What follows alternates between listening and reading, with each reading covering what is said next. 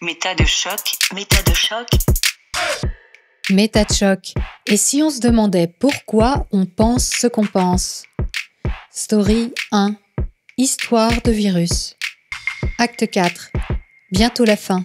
Et après? Dans ce troisième et dernier volet, de nouvelles voix nous racontent leur vécu pendant les 7e et 8e semaines de confinement.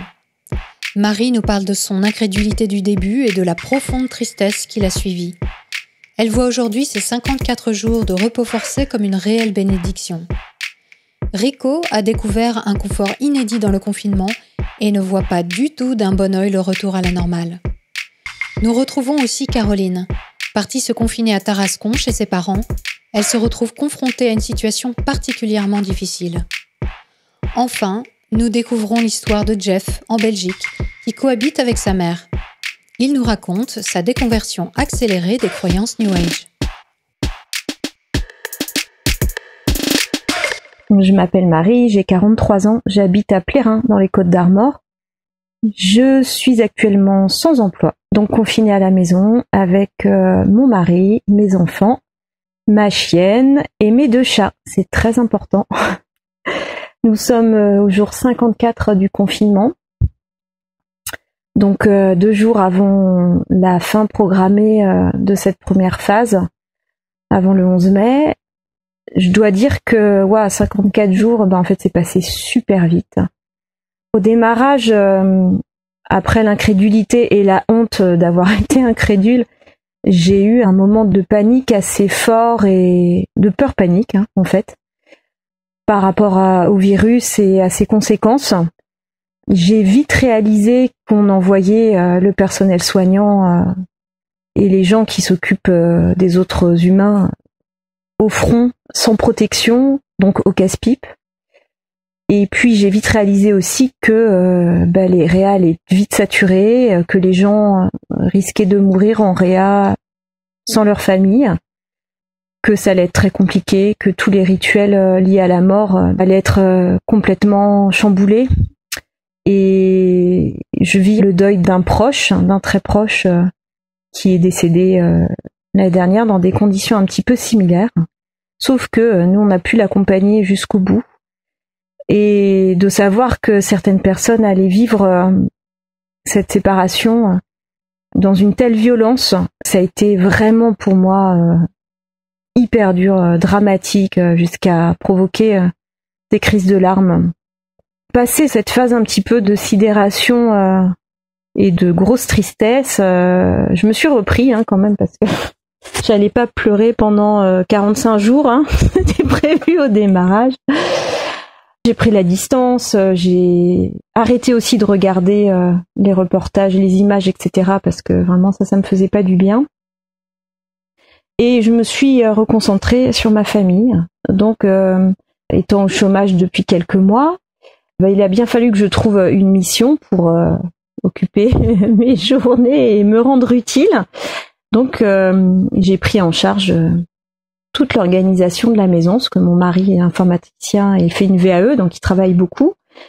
J'ai un fils qui a 14 ans, qui est collégien, qui bosse beaucoup aussi, et un fils de 18 ans, bientôt, qui devait passer son bac cette année, donc du coup qu'il a eu grâce au contrôle continu, mais qui continue de travailler. Donc j'ai essayé de me rendre utile en cuisinant, en faisant les courses, en m'occupant de la maison, en leur donnant un cadre de vie vraiment agréable, le plus agréable possible. Je me suis occupée aussi de mes animaux. Bon, ça je le fais déjà beaucoup en temps normal, c'est un petit peu ma respiration. Donc j'ai beaucoup progressé en cuisine, ça c'est chouette. J'ai progressé aussi en jogging, j'arrive enfin à recourir le 10 km en 1 heure, ce qui ne m'était pas arrivé depuis un accident que j'ai eu il y a 6 ans. Donc ça, je suis plutôt contente, un petit peu fière aussi, si j'ose l'avouer. En fait là, j'ai du temps pour faire des choses que je ne m'autorise pas forcément habituellement.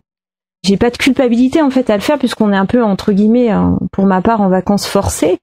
J'ai dû réduire beaucoup mes sorties parce que j'étais tout le temps dehors, à droite, à gauche, au sport, à m'occuper du cheval, du mien et d'autres.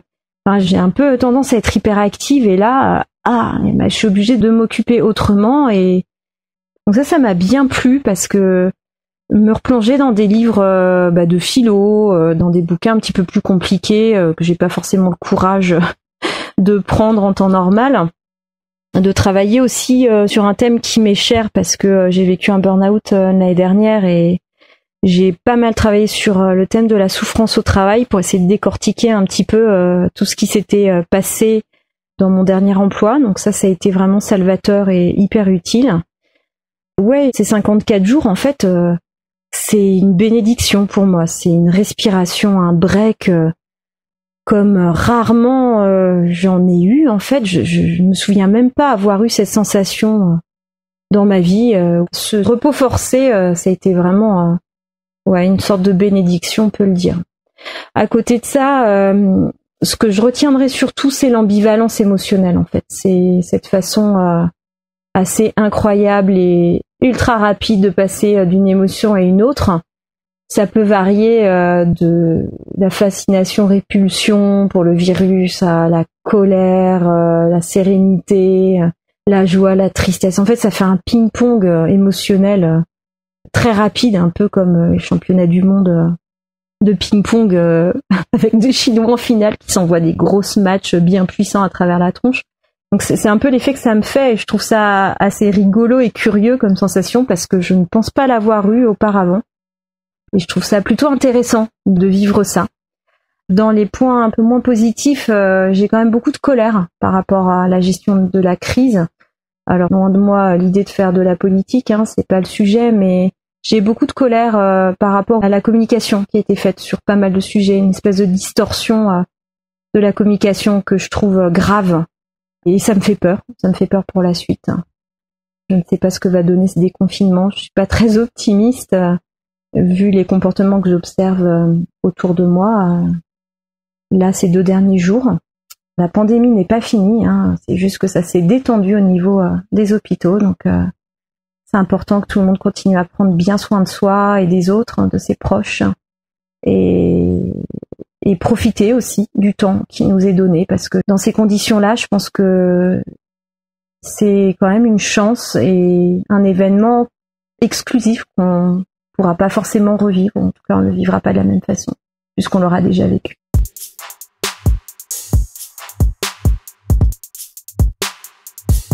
Je m'appelle Rico L, je réside à Rouen, j'ai 27 ans et je suis attaché de recherche en radioprotection. C'est mon 52e jour de confinement. La nature de mon travail fait que j'ai aucune contrainte pour télétravailler. Et comme je suis plutôt introverti et casanier, je me suis très vite habitué au confinement. Le confinement m'a permis de rejoindre ma moitié à Rouen, car je travaille en région parisienne et donc je suis très satisfait et dans les meilleures conditions pour cette période. Depuis le début, je me suis laissé porter tranquillement et sans m'inquiéter. Je sais que ma famille et mes amis vont bien, donc pour moi c'est le principal. Ceci étant dit, le fait d'être bien dans ma peau me fait réaliser que je suis privilégié. Et c'est quelque chose que j'arrivais pas forcément à mesurer avant. Désormais, je prends conscience que je suis dans une bulle assez confortable. Et en fait, je commence à me poser des questions. Si demain, cette bulle vient éclater, je ne sais pas trop ce qui m'arrive. De la même manière, je prends conscience que c'est un luxe, ce confort. Et ça me permet de hautement relativiser ma situation, que ce soit vis-à-vis de la situation actuelle ou même d'une manière générale. Depuis 2 semaines et l'annonce du déconfinement, je commence à m'inquiéter parce que j'appréhende un peu le retour à la normale, même si je sais que ça n'arrivera pas tout de suite. L'idée de me retrouver au milieu de personnes, en fait, dans des lieux peuplés, m'angoisse. Je sais pas pourquoi, mais j'ai plus envie de me socialiser. Je veux voir mes amis, ma famille, mais j'ai plus envie d'aller au cinéma, d'aller faire les magasins ou d'aller boire un verre dans un bar, par exemple. L'idée de me retrouver au milieu des gens, ça me dégoûte en fait. Pas nécessairement à cause du Covid, mais être entouré de personnes que je ne connais pas, ça, l'idée m'angoisse en fait. C'est quelque chose que j'ai jamais ressenti et je m'en veux un peu de penser à ça. Peut-être que je réalise que je suis un peu plus rustre que ce que je pensais, ou que je m'imaginais plus social que je ne le suis vraiment. Aussi, de manière plus importante, j'ai peur de perdre le bien-être que j'ai acquis en vivant avec ma moitié actuellement. Et d'une manière générale, je ne sais pas si j'ai envie de retourner à ma vie normale.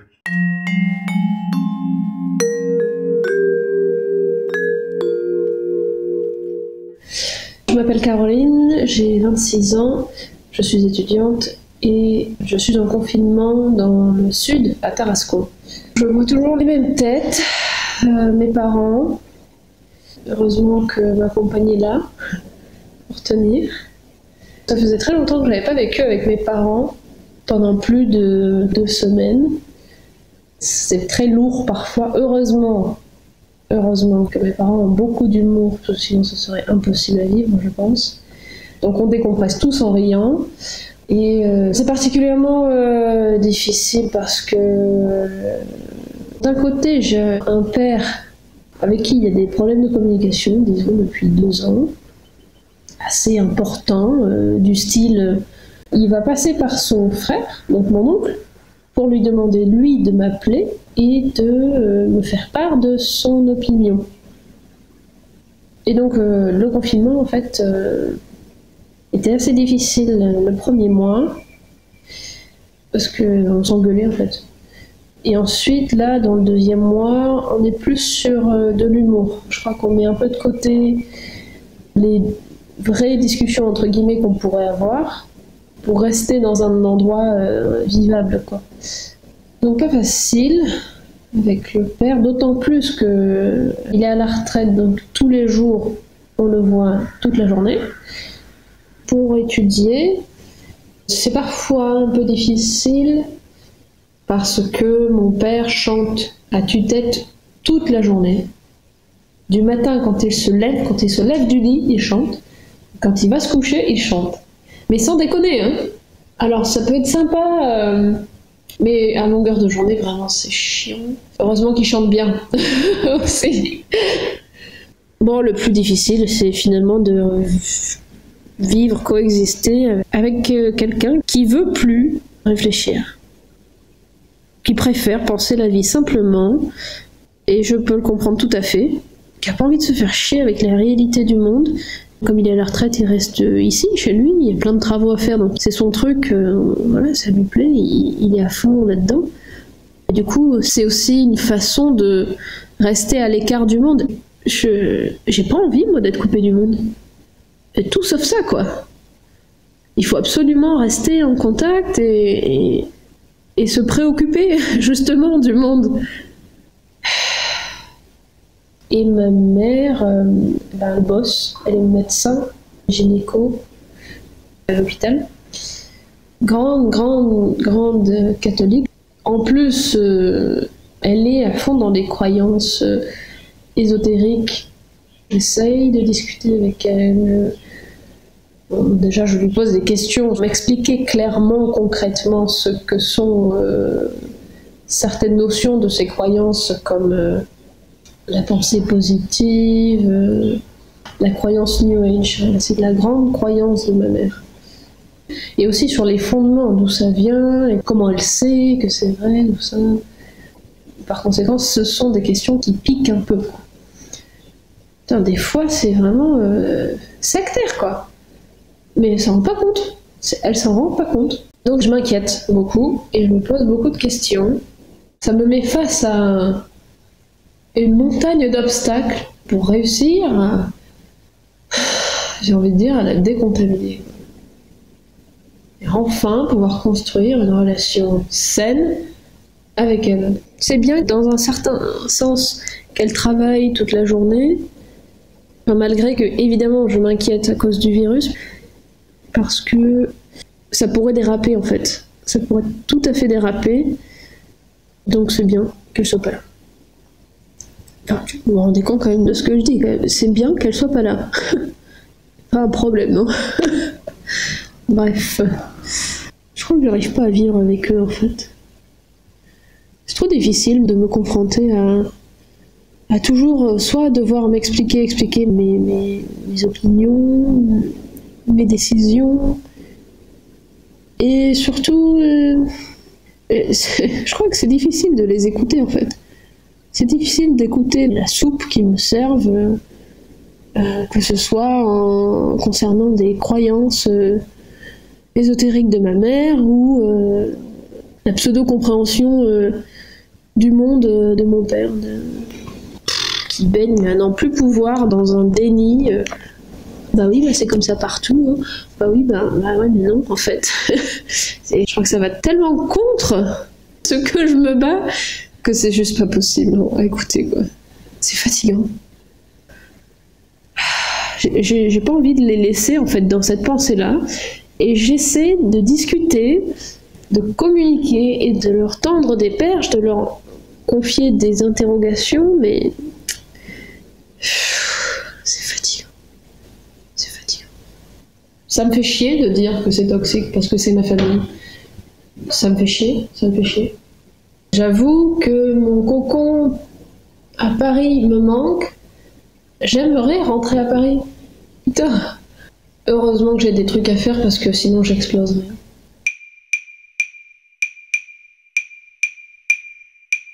Jeff, j'habite Bruxelles, j'ai 48 ans et je bosse comme employé au département des transports publics bruxellois. Je suis actuellement en incapacité de travail faisant suite à un accident. Donc pour moi le confinement n'a pas été trop difficile puisque ça fait 1 an que je suis à la maison. D'autant plus que je vis avec ma maman. Donc pour nous le confinement c'est depuis plus d'1 an que nous sommes ensemble et ça se passe relativement assez bien. Mes enfants sont grands, donc 21 ans et 18 ans, ils vivent avec leur maman. Et j'ai pas le souci d'avoir des petits-enfants et de devoir m'en occuper. Malgré tout, il a fallu redoubler de prudence vu que maman est une personne à risque. Donc je limitais mes sorties qu'aux courses en fait. Et pour le reste, je restais comme tout le monde, sagement à la maison. La chose la plus difficile, ce fut quand même de ne pas pouvoir voir mes enfants les 2 premières semaines, mis à part le fait de pouvoir les voir via vidéoconférence. Le fait de ne pas pouvoir les toucher, c'était quelque chose qui m'était jamais arrivé auparavant. Et ce fut donc assez dur. Sinon, pour le reste, dans l'ensemble, c'était assez cool. Parce que nous avons commencé un déconfinement depuis la semaine dernière en Belgique, mais espérons-le pour de bon, qu'il n'y ait pas une deuxième vague. Qu'est-ce que m'a amené ce confinement ? Beaucoup de choses en fait, puisque je suis en pleine reconversion de croyances, si on peut appeler ça comme ça. Ça fait un peu plus d'1 an que j'ai eu mon accident et donc j'ai commencé à m'intéresser aux médecines parallèles et je suis rentré dans, entre guillemets, le mouvement New Age. Et pendant 1 an, j'ai cru à pas mal de choses et étant de nature sceptique, j'ai posé beaucoup de questions et ma reconversion a débuté il y a plus ou moins 3 mois, en même temps que le virus. Donc j'ai eu pas mal de questionnements par rapport à ce que j'avais vécu depuis 1 an. Et je me suis rendu compte que j'ai cru à des choses vraiment incroyables. Et avec le recul, j'en ris, mais je dis à ce moment-là qu'est-ce que j'ai été naïf de croire des choses pareilles. Et donc, quelque part, ce confinement, en même temps que ma reconversion, c'est quelque chose de positif. Et je me suis rendu compte que l'être humain est capable de faire pas mal de choses, notamment au niveau de la solidarité. J'ai vu des petits jeunes aller toquer chez des vieilles personnes pour demander si ils n'avaient pas besoin de quelque chose. Et c'est là qu'on se rend compte aussi que des personnes auxquelles on fait pas souvent allusion sont vraiment nécessaires à la survie de notre société et que sans eux, rien ne tournerait comme il faut. Et on doit tous aujourd'hui être reconnaissants envers ces personnes et les remercier pour ce qu'ils font, parce que eux, ils sont restés au devant. Ils n'ont pas abandonné leur poste de travail, parce qu'ils étaient parfois bien obligés d'y rester, ils n'avaient pas le choix. Et voilà quoi, franchement un grand merci, un grand chapeau à eux. Et je voudrais aussi dire bon courage à toutes les personnes qui sont décelées, et puis leur dire que après la pluie, c'est le beau temps.